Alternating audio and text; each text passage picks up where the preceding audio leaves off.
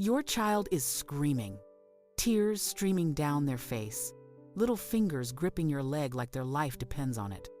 You take one step toward the door, and they lose it completely.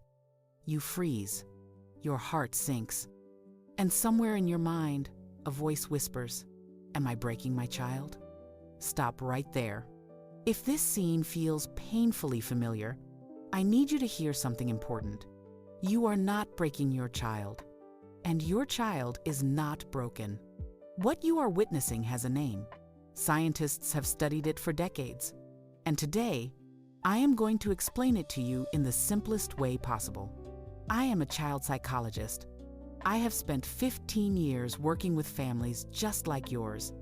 And in the next few minutes, I will tell you exactly what is happening inside your child's mind, why it happens, when you should actually worry, and most importantly, what you can do about it.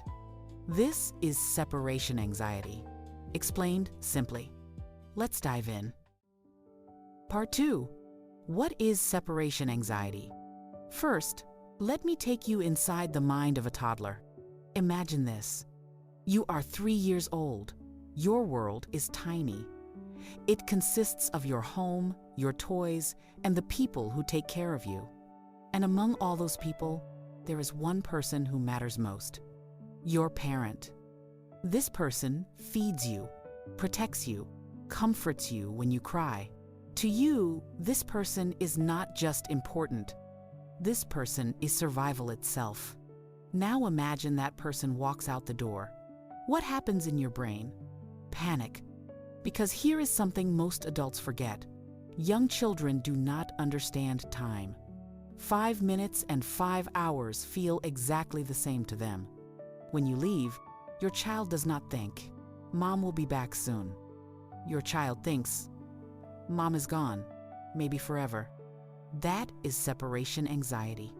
It is not a disorder. It is not a sign of bad parenting. It is not your child being dramatic or manipulative. It is a completely normal developmental response. In fact, here is something that might surprise you. Separation anxiety is actually a sign of healthy attachment. Yes, healthy. When your child cries as you leave, it means they have formed a strong emotional bond with you. They recognize you as their safe person, their anchor in a confusing world. And that is exactly what we want. The problem only arises when this anxiety becomes too intense, lasts too long, or interferes with daily life. But before we talk about that, let me show you what is actually happening in your child's developing brain. Part 3. The science behind it. Picture a construction site. Cranes everywhere, workers rushing around, buildings going up floor by floor. That is your child's brain right now. Every single day, millions of new neural connections are being formed. The brain is literally building itself. And one of the most important things the brain is trying to figure out is something called object permanence. Sounds complicated, but it is actually very simple. Object permanence is the understanding that things continue to exist even when you cannot see them. Here is the thing. Babies are not born with this ability. When a baby cannot see something, in their mind, it literally does not exist anymore. Think about that for a moment. When you walk out of the room, your baby does not think you went somewhere else. Your baby thinks you vanished, ceased to exist, disappeared into nothing. Terrifying, right? Now you understand why they scream. The good news is that object permanence develops gradually. Around 8 to 12 months, children start to understand that when mom leaves, mom still exists somewhere. Mom is coming back. But here is the catch. Understanding something intellectually and believing it emotionally are two very different things. Your child needs proof. They need to see you leave and come back, again and again and again. Every single time you return, their brain records a lesson. She came back. She always comes back. And slowly, over time, the anxiety fades. This is not something you can rush. This is not something you can explain away with words. This is something your child's brain has to learn through experience. Part 4. The developmental stages. Now, let me walk you through the timeline, because separation anxiety looks different at different ages. Stage 1, 6 to 8 months. This is when it typically begins. Your baby starts recognizing familiar faces versus strangers. They become wary of new people, and they start protesting when you leave the room. Completely normal. Stage 2, 12 to 18 months. This is the peak. Separation anxiety is at its most intense during this period. Your toddler might cry desperately, cling to you physically, refuse to eat or sleep without you present. Still normal. Exhausting for parents, but normal. Stage 3, 2 to 3 years. The anxiety starts to ease. Your child begins to understand that you will return. They develop the ability to comfort themselves, but flare-ups can still happen, especially in new or stressful situations. Stage 4, 4 years and beyond. Most children can now handle temporary separations without major distress. Anxiety only appears in special circumstances. First day of school, moving to a new house, family changes like divorce or a new sibling. Here is the crucial point. Every child moves through these stages at their own pace. Some children breeze through quickly. Others need more time. Some children barely show any separation anxiety at all. Others experience it intensely. All of these variations are within the range of normal. Your job is not to eliminate the anxiety.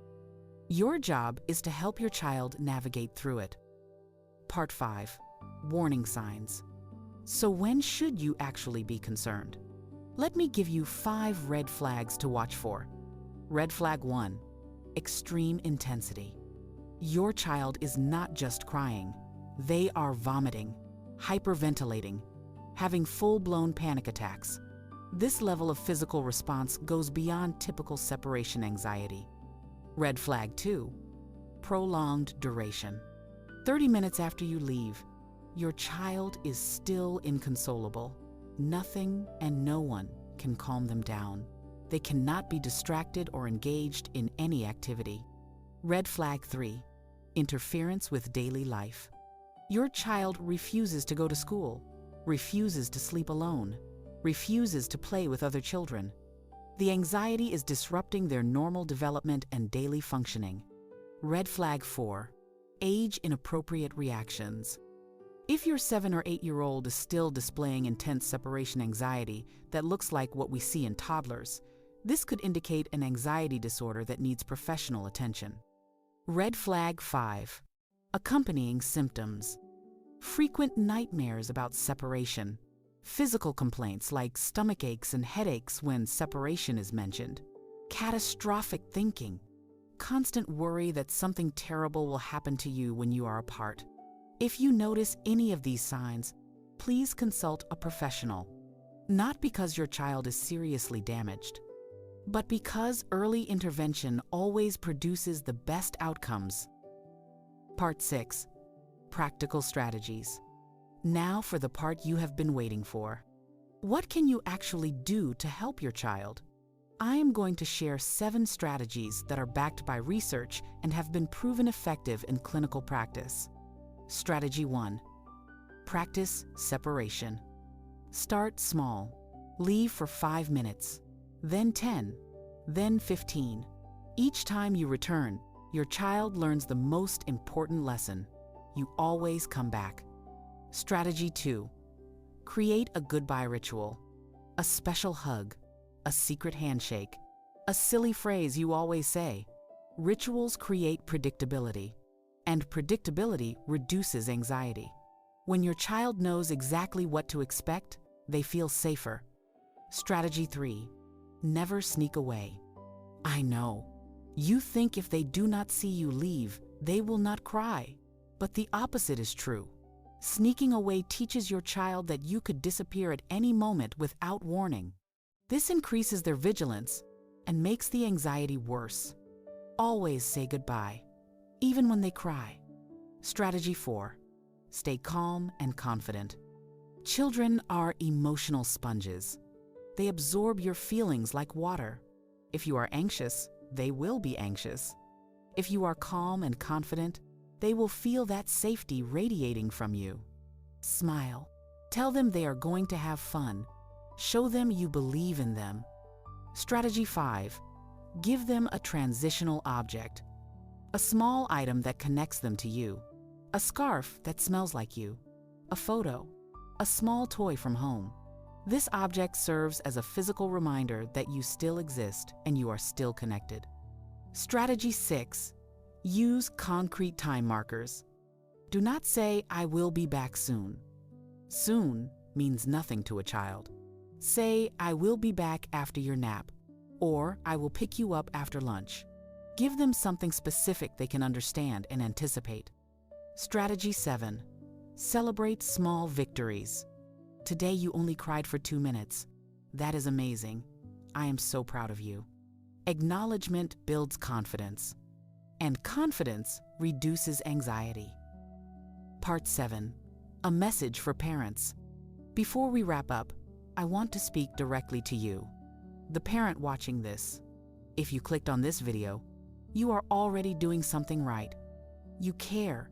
You want to understand. You want to help your child. And that matters more than any technique or strategy I could ever teach you. Separation anxiety is not your fault. It is not a sign that you have done something wrong. In fact, it is evidence of something you have done right. You have created a secure attachment with your child. You have become their safe place in a big, overwhelming world. That is not a problem to be fixed. That is a foundation to be proud of. Your child will get through this, not despite the strong bond you share, but because of it. All they need is time, consistency, and your unwavering presence, even when you have to leave, especially when you have to leave. Because every time you come back, you are teaching them the most powerful lesson a child can learn. I will always return to you. Part 8. Closing and call to action. That is everything you need to know about separation anxiety in children.